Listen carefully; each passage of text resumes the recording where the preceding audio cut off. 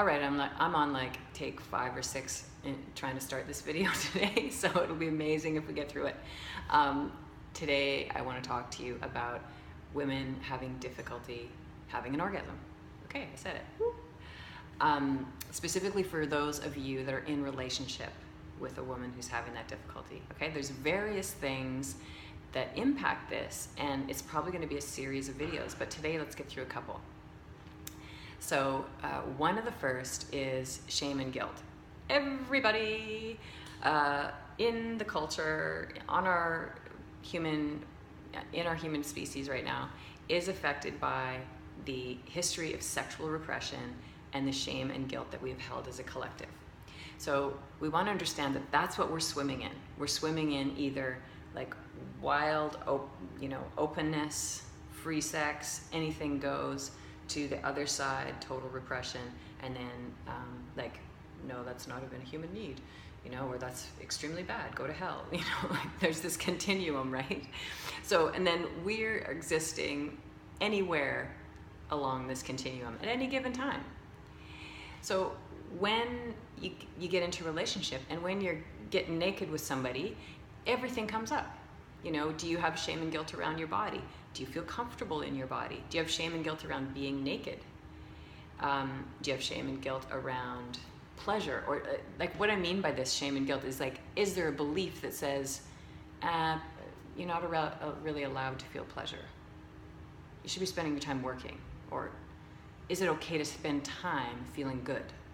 Because that's something in our culture too, that just says, what are you doing wasting time? Are you lazy? There's all these things about doing something that's not productive. Well, we really have to blow that apart. We really need to be the generation that creates a new world, a completely new understanding around pleasure and what is productive. What is productive is healing all of the stuff of your whole lineage.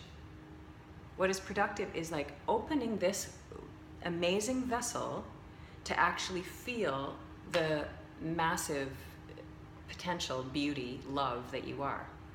And if we don't use the various different methods to open this body, you will remain feeling like humdrum, like kind of, I know humdrum came to mind, but remain feeling numb, or like things are okay. You'll remain feeling kind of flat.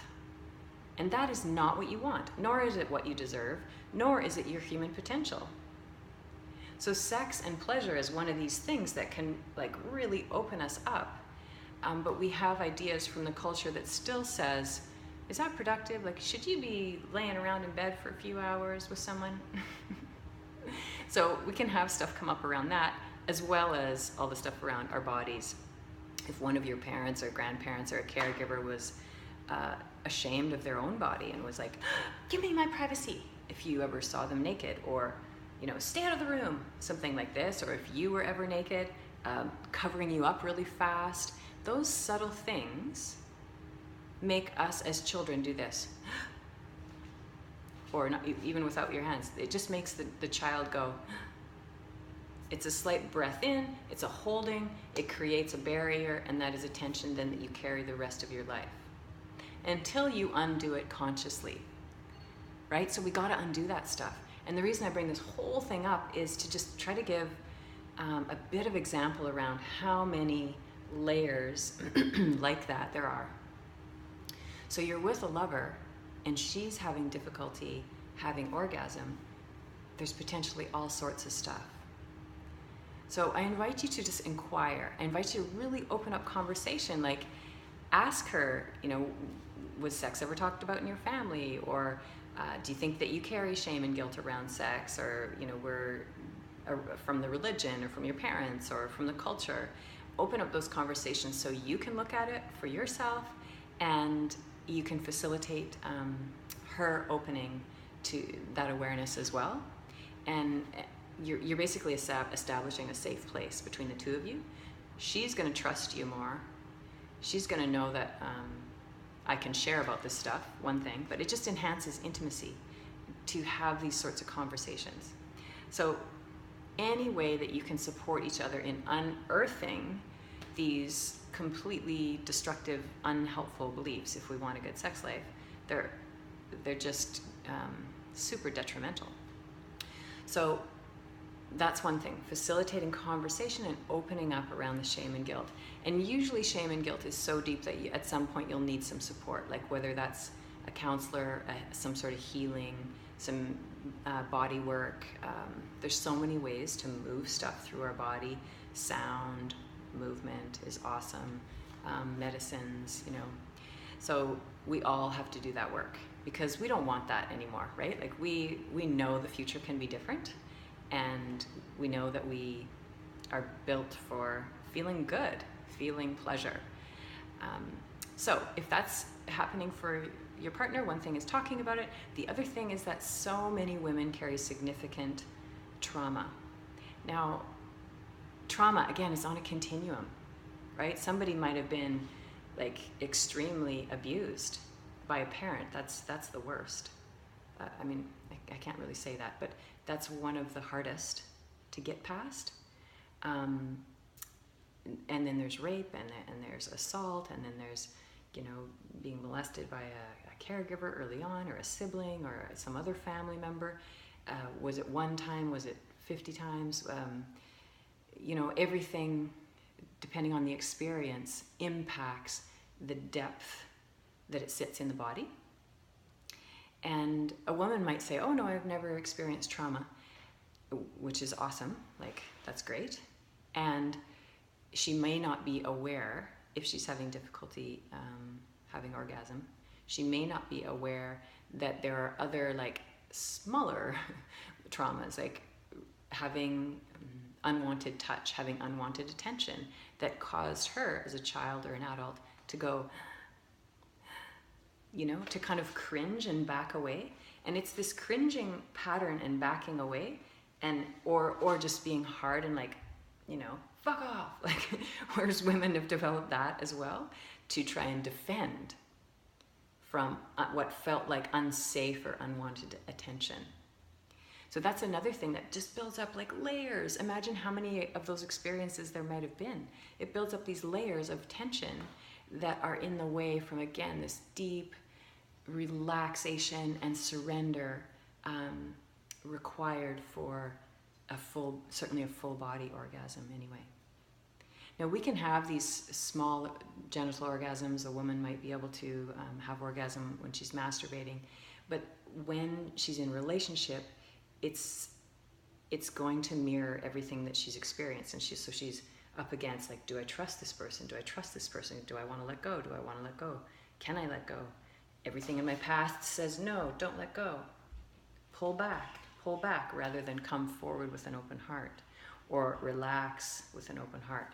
So I want you to understand all these layers of experience that she potentially is still wrestling with. And hopefully she's been working with it for a while. If she hasn't, it's a great time to start. You initiate these conversations. But it takes time. And there's, like I said, many different ways to use to support those layers dropping and softening. And there's other things around difficulty orgasming. One of them is just not feeling a depth of value, like that I really deserve to feel good. And again, that comes from a long history. It might not make sense intellectually or rationally that, oh, why would you think that? Of course I deserve to feel good. And the woman herself can be like, of course I deserve to feel good. That's in the head. But the body is carrying our lineage. It's carrying the past of like mom, grandma, mom and dad, grandparents, great-grandparents, great-great-grandparents. The whole past and the whole patriarchy, it's carrying. And that history said women are property, do what you want with them, they're worth very little. When we go back even just 100 years or a few hundred years. It's just within this century it was still legal to beat your wife, right? So, or the last 100 years, I think. So your understanding is called for if you really want this to help this woman to open up to pleasure. And then another thing to just bring into your mind is like, we're all, men and women, we're all trying to like undo what we've learned about sex. You may not know very well your body. You may not know very well a woman's body. And you may have learned that, oh, I just have sex and have orgasm, like I have penetrative sex and have orgasm and that's it. If we go back, or we kind of jump over to some other cultures or some of the tantras, like Taoist tantra, talks much about pleasuring the woman. She potentially has an orgasm, has many orgasms before the man does. So it's a whole different idea, right? What if we just took like a mini dose of that? And yeah, so it involves a whole change of dynamic. But I invite you to consider what would need to shift in your own perspectives and your own sexual practice, in your conversations, in your lovemaking, to have a richer, deeper, more connected and intimate sexual experience with your lover. Now, I know there's other things, there's other reasons why a woman could have difficulty having an orgasm, but I think that's enough for today. Please send me questions if you have them, and I'll make it into another video. Yeah, we'll talk again on this. Thanks.